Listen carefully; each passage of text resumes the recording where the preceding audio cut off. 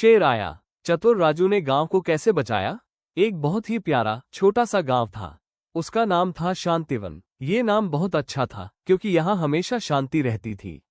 गांव के चारों ओर खूब सारे हरे भरे खेत और एक बड़ा जंगल था।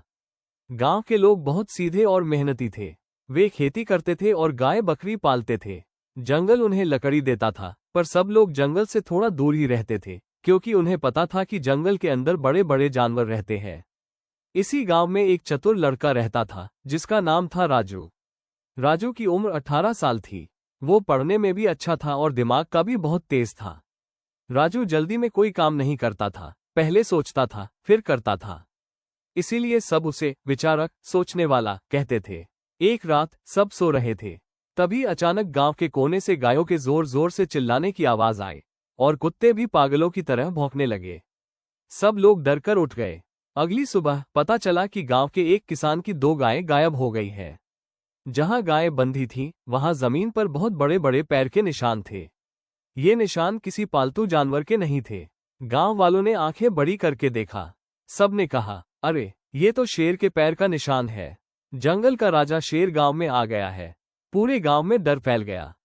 सबने अपने बच्चों को घर के अंदर बंद कर दिया। राजू के पिताजी, जो गांव के मुखिया थे, उन्होंने सबकी एक सभा बुलाई। अब रोज रात को गांव में शेर आता था।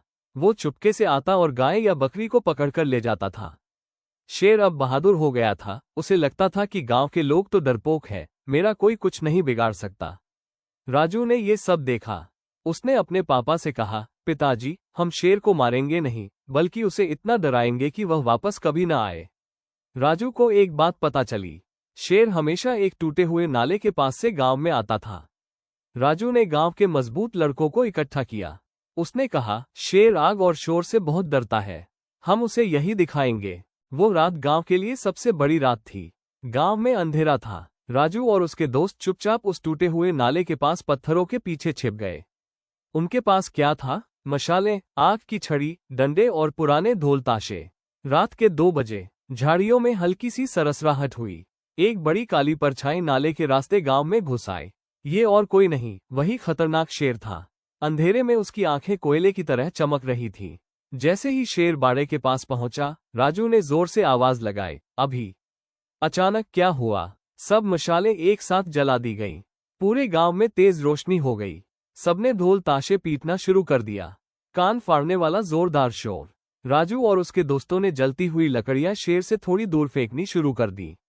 शेर पूरी तरह से डर गया। उसने इतनी रोशनी और इतना तेज शोर कभी नहीं सुना था।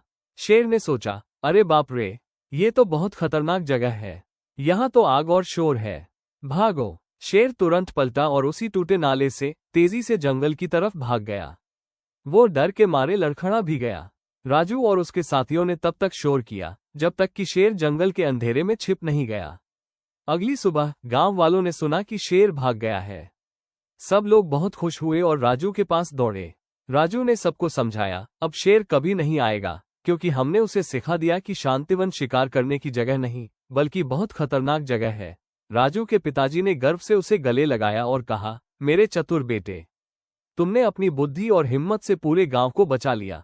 उस दिन से राजू सिर्फ एक लड़का नहीं रहा, वो शांतिवन का हीरो बन गया। सीख, दिमाग की ताकत डंडे की ताकत से बहुत बड़ी होती है, और अगर हम सब एक साथ रहें तो किसी भी मुश्किल से लड़ सकते हैं।